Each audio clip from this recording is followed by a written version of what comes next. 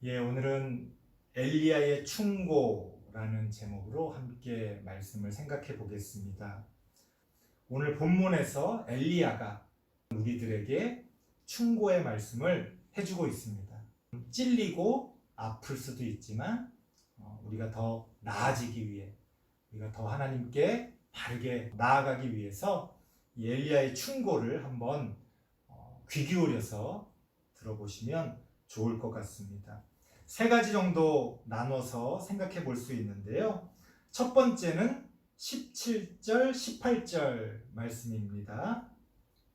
열왕기상 18장 17절, 18절 제가 봉독해 드리겠습니다. 잘 귀 기울여서 들어주시기 바랍니다. 엘리야를 볼 때에 아합이 그에게 이르되 이스라엘을 괴롭게 하는 자여 너냐? 그가 대답하되 내가 이스라엘을 괴롭게 한 것이 아니라 당신과 당신의 아버지의 집이 괴롭게 하였으니 이는 여호와의 명령을 버렸고 당신이 바알들을 따랐음이라. 아멘. 무슨 얘기입니까? 도망다니던 엘리야가 자신을 잡아서 죽이려고 하던 아합에게 먼저 나타납니다. 물론 하나님의 명령이었죠. 둘이 딱 마주치자마자 아합이 뭐라고 이야기합니까? 우리 이스라엘을 괴롭게 하는 자 바로 너냐? 이렇게 묻습니다. 왜 그렇습니까? 엘리야가 가뭄을 예언하고 그 이후로 몇 년 동안 비 한 방울도 내리지 않아서 온 나라가 지금 기근에 시달리고 있는 상황 아니겠습니까? 그러니까 아합은 엘리야에게 너 때문에 우리가 이렇게 고통받고 있다라고 얘기하고 있는 겁니다. 자, 그런 아합의 지적에 대해 엘리야가 뭐라고 얘기합니까? 내가 이스라엘을 괴롭게 하는 게 아니라 바로 당신이 이스라엘을 괴롭게 하고 있습니다. 왜? 그 원인을 거슬러 가보면 왜 그런 그런 가뭄을 통한 이런 어떤 어려운 상황을 왜 하나님이 허락하신 겁니까? 바로 아합이 다른 어떤 왕들보다도 더 심하게 우상을 숭배했기 때문이죠. 바알과 아세라 우상을 숭배했기 때문에 거기에 대해서 하나님이 심판하신 거 아니겠습니까? 그러니까 엘리야는 나 때문이 아니라 바로 당신 때문입니다 라고 얘기하고 있는 거예요. 엘리야의 첫 번째 충고는 그겁니다. 당신 때문입니다 라고 우리에게 충고하고 있어요. 사실 이거는 오늘날의 분위기와는 좀 안 맞는 얘기입니다. 오늘날의 분위기는 어떻습니까?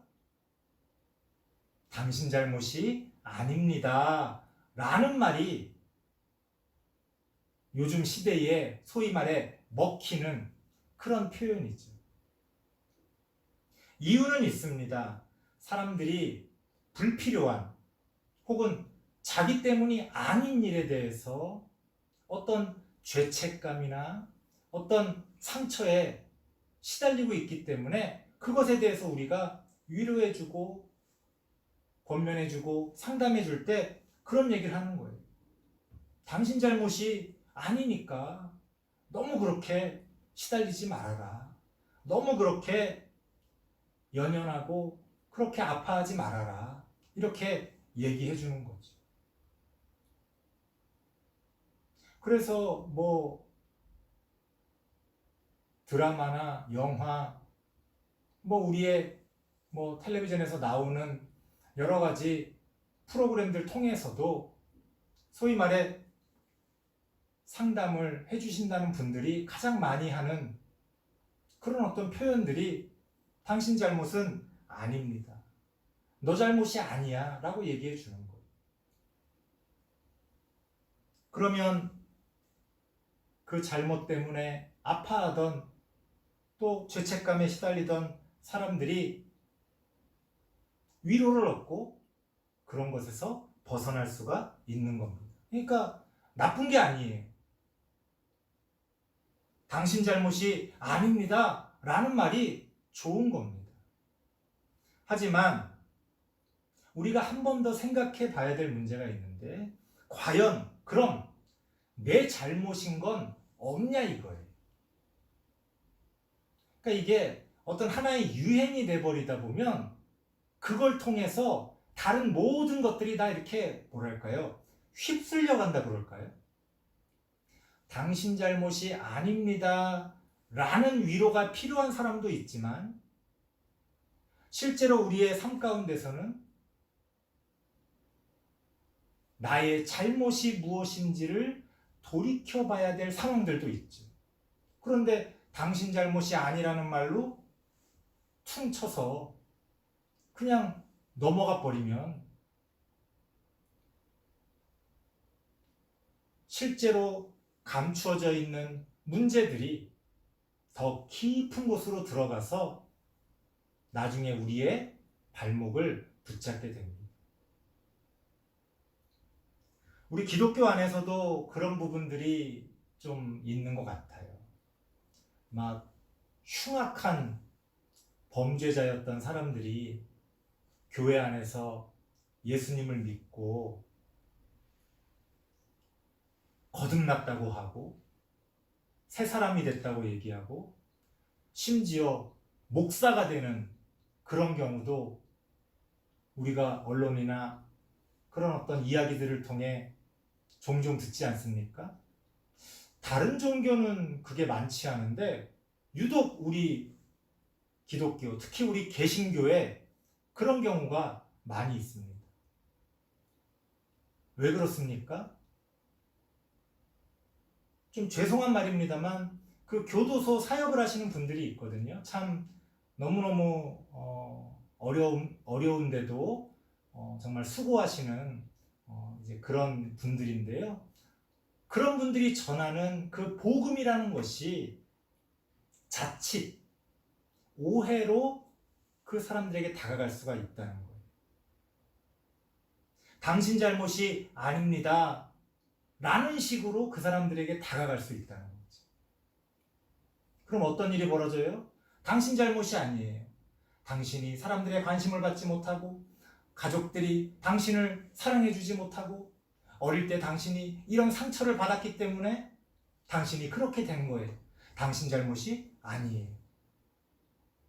심지어 영적으로는 마귀가 당신을 넘어뜨리고 당신을 이용해서 그렇게 그런 일을 하게 만든 거지, 우리는 하나님 앞에서 다 귀한 하나님의 자녀입니다 이렇게 얘기하면 들을 때는 참 은혜스럽고 감동적으로 받아들여질 수 있겠지만 정말 그 사람의 잘못인 것에 대해서는 전혀 터치를 못한다는 거죠.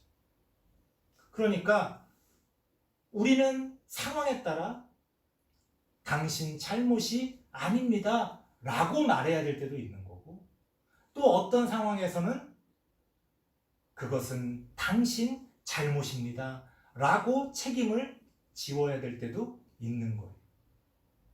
그런데 많은 경우에 우리는 복음이라는 이유로 당신 잘못이 아니라고만 얘기하다 보니 당장은 참 은혜스럽고 분위기가 참 좋습니다만 시간이 가면 갈수록 오히려 그 일이 더 꼬이고 더 큰 문제가 되는 거예요. 당장 어떤 한 사람을 그리스도인으로 만드는 게 중요한 게 아니라 우리의 이 복잡한 인간관계 가운데서 어떤 엉켜있는 실마리를 풀어야 될 거 아니에요. 우리 엉켜있는 거 어떤 거 풀 때 그럴 때 있잖아요. 이건 좀 잘 안 돼. 근데 이쪽에 보니까 잘 빠져나와. 그게 당장 잘 빠져나온다고 잘 빠져나오는 실을 계속 당기면 나중에 어떻게 됩니까? 더 돌이킬 수 없게 엉켜버리는 거예요.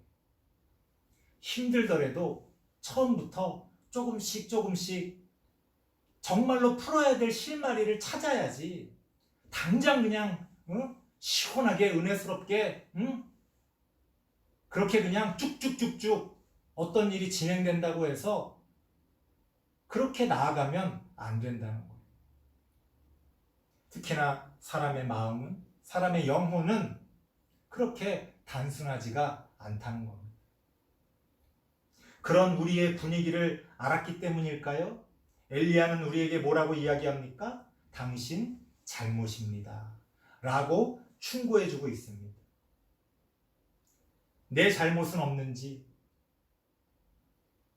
우리의 삶을 돌이켜볼 수 있는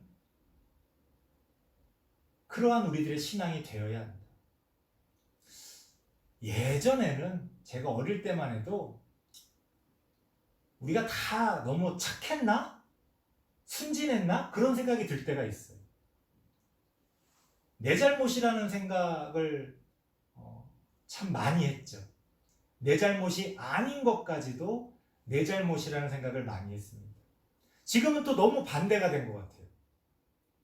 내 잘못인 것도 있는데 엉뚱하게 내 잘못이 아니라고 착각하는 그런 경우가 얼마나 많이 있습니까? 혹은 내 잘못이 무엇인지를 엉뚱하게 찾아가는 경우도 있어요. 정말 내 잘못을 붙들고 고민하는 게 아니라 엉뚱한 걸 붙들고 씨름하는 경우도 얼마나 많은지 모릅니다.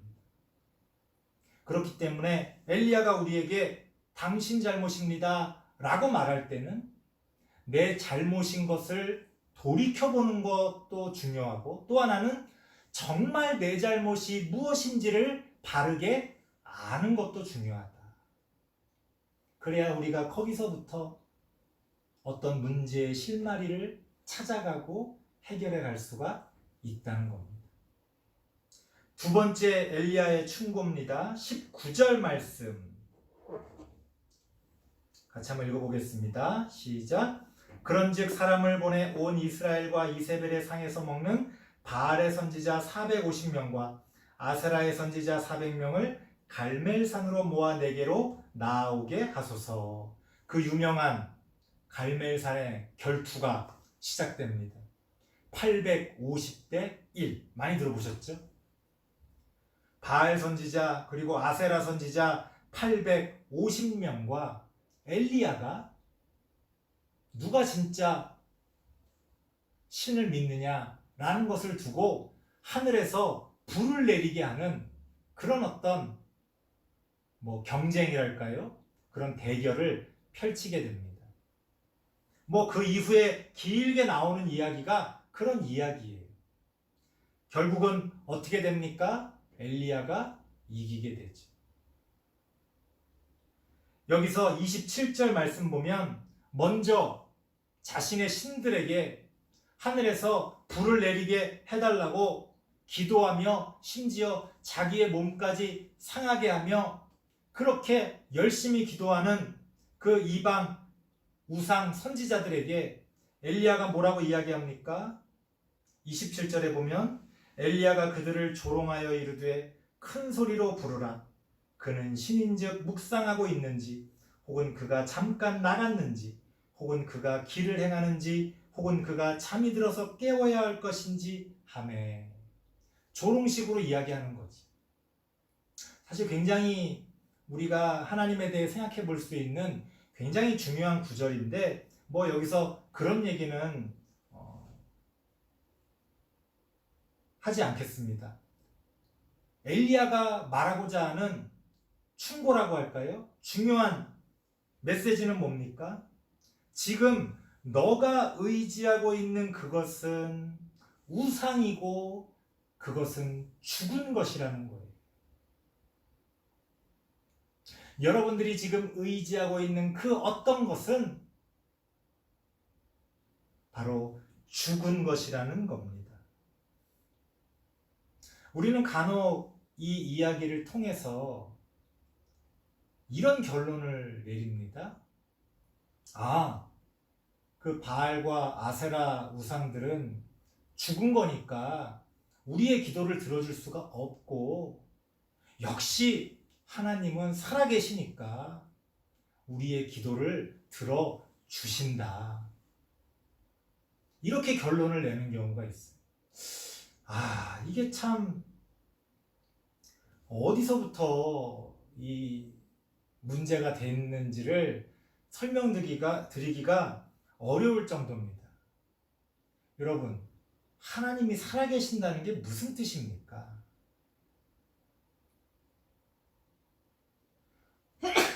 여기 지금 성경을 보세요. 엘리야가 이방 선지자들에게 뭐라고 그래요? 야, 너희 신이 지금 잠이 들었는지 좀 깨워야 되겠다. 죽었으니까 다시 살려내봐라. 뭐 이런 식으로 조롱하고 있잖아요. 그에 대해서 그와 대비해서 우리는 하나님을 살아계신다고 얘기합니다. 잠도 자지 않고 항상 깨어서 우리를 바라보신다고 얘기합니다. 여러분, 이거는 다 신인 동형적인 표현이라고 하는 건데요. 우리들의 경험을 빗대서 하나님을 표현하는 거예요. 하지만 그건 여전히 인간적인 한계가 있습니다. 우상은 죽어 있고 하나님은 살아계시니까 하나님은 우리의 기도를 들어주신다. 그러면서 뭐 하나님이 이렇게 기도를 들어주셨다, 저렇게 기도를 들어주셨다. 대부분의 어떤 설교의 내용들이 그렇게 채워져 갑니다. 이거는 지금 정말로 하나님이 우리에게 말씀하시고자 하려는 의도를 완전히 벗어난 거예요.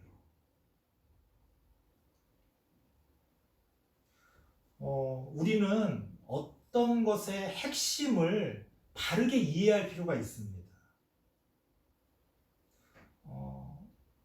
많은 분들이 그런 얘기를 해요. 아니 어쨌든 하나님이 불을 내려서 엘리야가 이기지 않았습니까?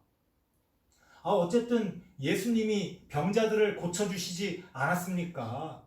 어쨌든 구약의 족장들이 부자가 되지 않았습니까? 그런 얘기가 성경에 분명히 있지 않습니까? 이렇게 얘기를 해요. 성경에 있으니까 내가 이렇게 말할 수 있고 어쨌든 진리 아니냐 이렇게 얘기합니다. 이건 성경을 완전히 잘못 보는 겁니다. 우리가 하나님을 인격적이라고 얘기하잖아요. 그 인격적이라고 얘기하는 이유가 있습니다. 하나님이 우리 사람 같진 않으시죠. 하지만 하나님을 인격적이라고 얘기하는 건 그 말씀에 인격적인 요소가 들어있다는 거예요. 무슨 얘기냐? 하나님이 10가지 말씀을 하셨을 때 그 10가지 말씀이 다 똑같이 중요한 게 아니라 그 10가지 말씀을 통해 하나님이 하시려고 하는 핵심적인 메시지가 존재한다는 거예요. 여러분도 누군가에게 어떤 얘기를 할 때 뭐 어렵게 말을 꺼내고 또 차마 그 말을 못해가지고 뭐 주변적인 얘기를 하다가 결국 하고 싶은 얘기를 꺼내지 않습니까? 그런데 만약 상대방이 내가 앞서 얘기했던 주변적인 얘기만 기억하고 그것에 대해서만 반응을 보인다면 그거는 완전히 뭐 엉뚱한 거죠. 성경을 이렇게 보면 안 돼요. 창세기, 출애굽기, 레위기, 민수기, 신명기, 마태복음, 요한복음, 요한계시록 성경을 이렇게 보면 안 된단 말이에요. 그러면서 성경을 이렇게 보다 보면 그 중에 자기가 원하는 것을 골라가지고 설교를 합니다. 어떤 주장을 합니다. 성경에 나와 있지 않냐? 잘못된 거죠. 하나님이 인격적이시라는 건 하나님의 말씀도 인격적인 요소가 들어있다는 거죠. 그 말은 하나님의 말씀이 마치 기승전결이 있듯이 어떤 핵심 주제가 여러 개 존재하면서도 결국 말하려고 하는 어떤 의미가 있듯이 이렇게 그 말씀이 존재한다는 거예요. 그러면 우리가 하나님의 말씀을 받아들일 때도 어떻게 해야 돼요? 인격적으로 받아들여야죠. 그때 하나님이 중요하다고 말씀하셨던 것도 체크해야 되겠지만 결국 그 모든 것들을 통해 뭘 말씀하시려고 하느냐. 그걸로 우리가 나머지 전부를 바라볼 수가 있어야 한다는 겁니다. 결국 이 850명 대 850대 1, 이 싸움을 통해 하나님이 말씀하시려고 하는 게 뭐냐. 우상은 죽었지만 하나님은 살아계시니까 하나님은 우리의 기도를 다 들어주신다. 하나님은 이렇게 능력 있는 분이시다. 그걸 얘기하려고 하는 게 아니라 우상은 죽어 있다는 것을 말씀하시려고 하는 거예요. 지금 너희가 붙들고 있는 그것은, 하나님이 아닌 너희가 의지하고 있는 그것은, 그게 무엇이 됐건 다 죽은 것이다 라고 하나님이 말씀하고 계시는 겁니다. 거기엔 생명이 없다는 거예요. 생명이 없기 때문에 인격적인 관계도 없다는 거예요. 너희가 그것과 무엇을 주고 받든지 간에 그것은 죽은 관계일 수밖에 없다는 거예요. 나는 그걸 통해서 많은 은혜를 받았는데요. 난 그것 때문에 큰 위로를 받았는데요. 난 그게 너무 좋은데요. 그건 아무 상관이 없는 거예요. 그게 이유가 될 수가 없어요. 내가 이렇게 하나님을 믿었더니 이런 복을 받았다.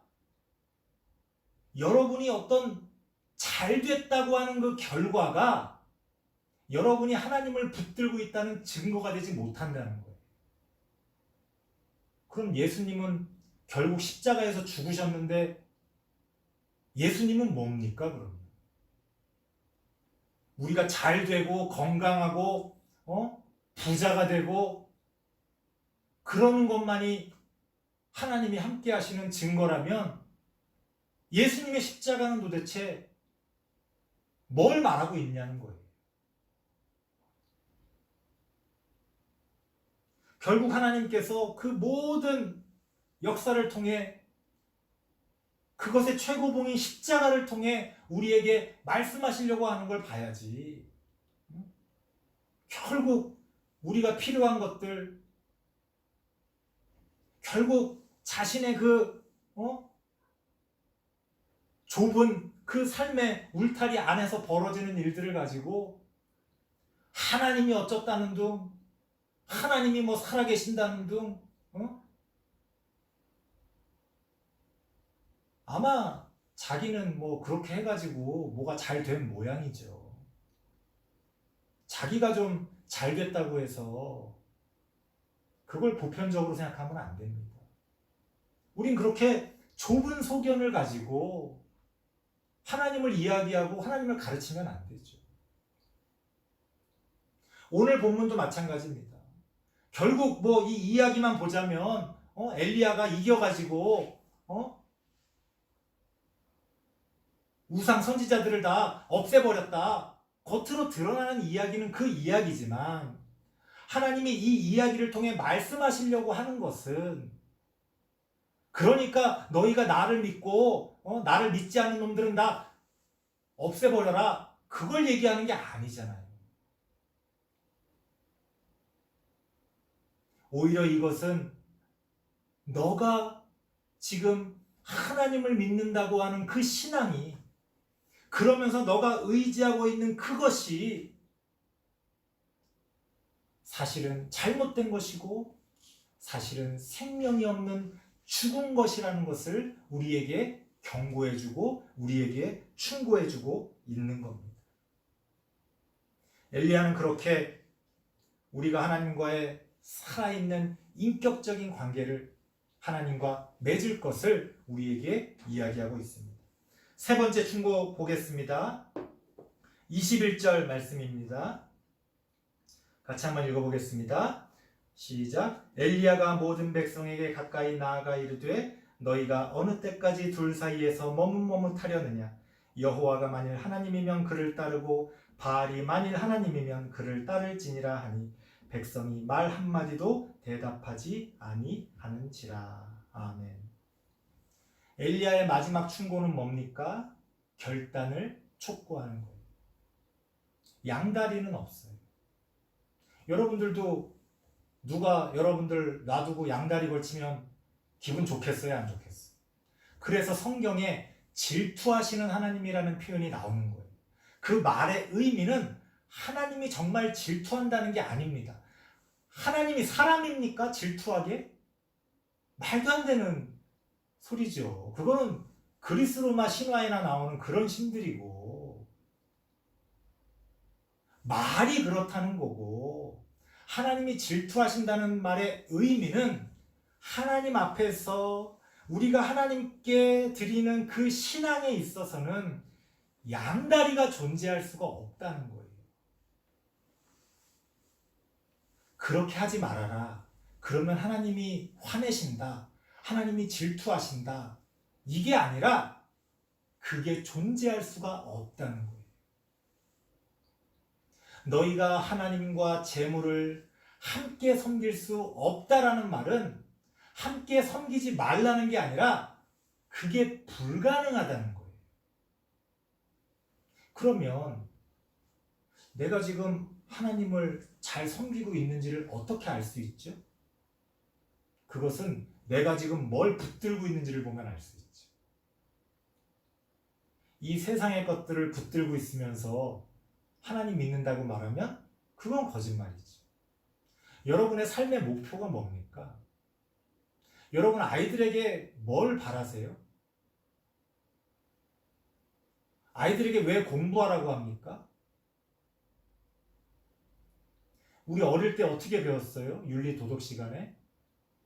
사람은 자아실현을 위해 살아야 한다. 자아실현이라는 게 뭐예요?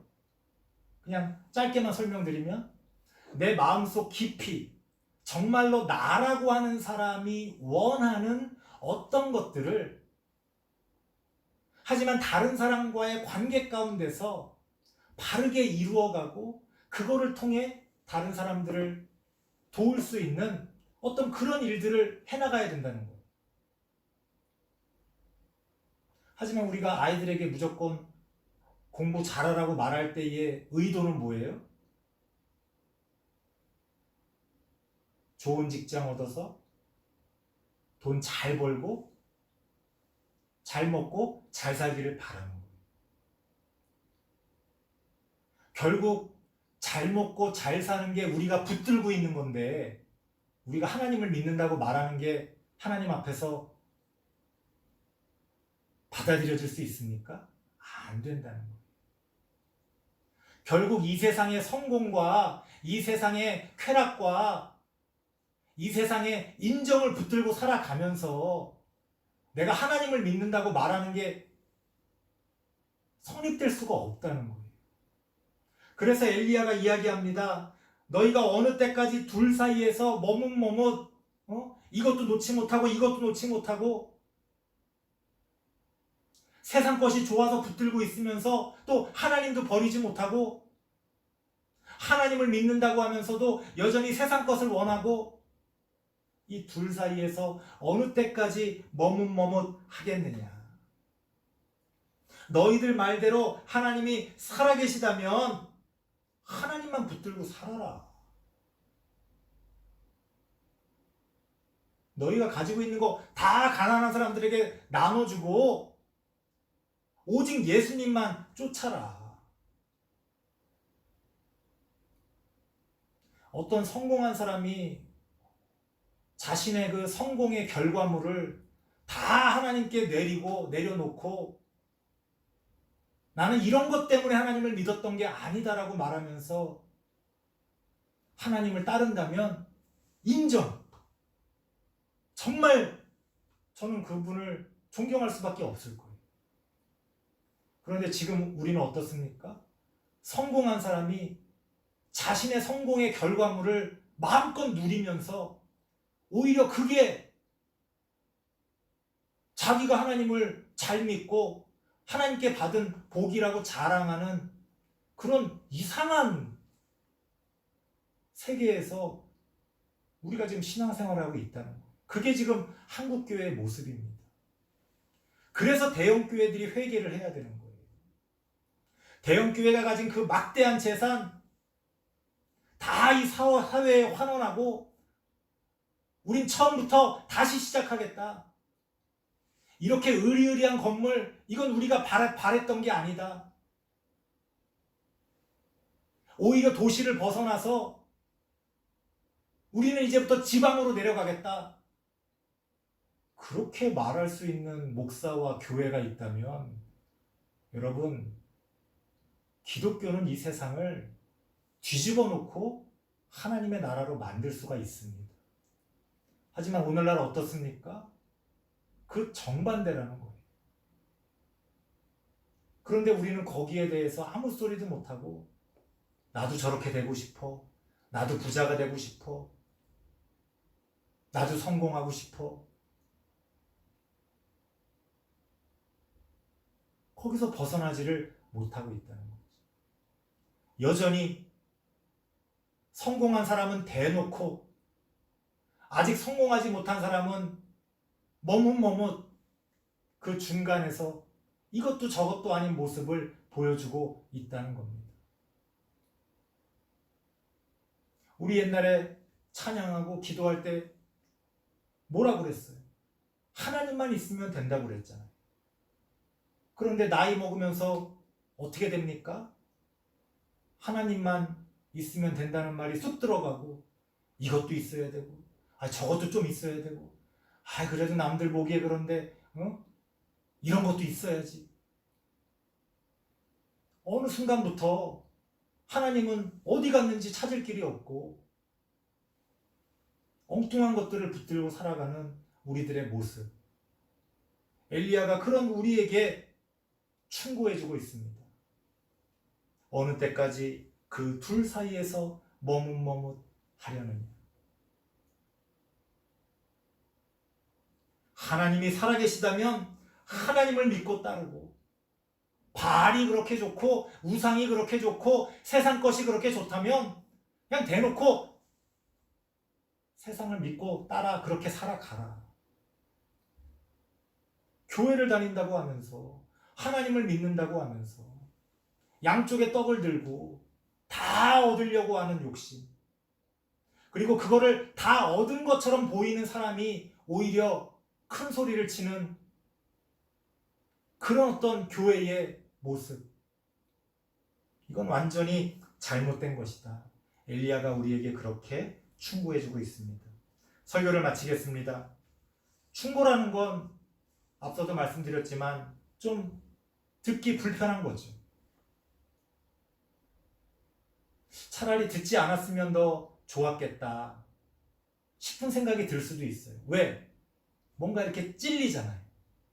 나에게 있었던 그런 마음들, 그거를 찌르는 게 충고가 되기 때문에, 그리고 그 충고를 들은 이상 우리는 그 책임에서 벗어날 수가 없는 거예요. 이러면 안 됩니다 라는 말을 듣기 전에는 그러면 안 되는 줄 알면서도 대충 넘어가려고 하는 마음이 우리에게 있잖아요. 그런데 이거는 안 됩니다라는 분명한 말씀을 들으면 핑계댈 수가 없는 거죠. 여기를 넘어가면 안 되는데 알면서도 넘어가지 마시오라는 팻말이 없으면 우리는 알면서도 대충 넘어가고 싶은 욕망을 느낍니다. 하지만 들어가면 안 됩니다, 어떠어떠한 법에 의해서 절대 그러면 안 됩니다라는 팻말이 있으면 핑계댈 수가 없잖아요. 그래서 이 충고라는 게, 혹은 성경의 권면이라는 게, 진리라는 게 역시나 좀 불편하고 우리에게 거슬리는 어떤 것이 될 수밖에 없습니다. 오해하지 마세요. 우리가 그런 말씀을 듣는다고 바로바로 막 모든 문제를 해결하고 내 잘못을 고치고 바로잡고 그렇게 할 수는 없겠죠. 저도 마찬가지입니다. 여러분들이 저에게 아니 목사님은 그렇게 살고 있습니까? 라고 얘기하면 저도 할 말이 없어요. 부끄럽죠. 하지만 저는 최소한 잘못을 잘못이라고 말하고 참된 것을 참된 것이라고 말하고 하나님의 그 본래의 모습을 여러분들 앞에 이야기하는 거예요. 나도 아직 부족하고 아직 거기에 미치지 못하지만 함께 그런 하나님을 믿고 하나님께 나아가자고 여러분들에게 제안 드리는 겁니다. 엘리야도 마찬가지일 거예요. 엘리야가 완벽한 사람이었기에 이러한 모습을 우리에게 보여주는 게 아닙니다. 우리와 똑같은 연약한 사람이었지만 하나님의 도구로 사용되어지면서 우리에게 이러한 충고와 권면의 말씀을 해주고 있는 겁니다. 우리도 이 성경의 말씀을 통하여 우리의 삶을 돌이켜보고 내가 과연 하나님을 바르게 믿고 따르고 있는지 점검하며 또 고쳐가며 하나님을 찾아가는 우리 모든 성도님들 되시길 바랍니다. 기도하겠습니다. 하나님 감사합니다. 부족한 우리들이지만 하나님을 믿고 나아갑니다. 하나님을 바르게 믿고 나아갈 수 있도록 하나님 우리를 가르쳐 주시고 깨닫게 하여 주옵소서. 우리의 마음을 하나님 아시오니 우리의 마음이 온전히 하나님을 향할 수 있도록 하나님 인도하여 주옵소서. 예수님의 이름으로 기도드리옵나이다. 아멘.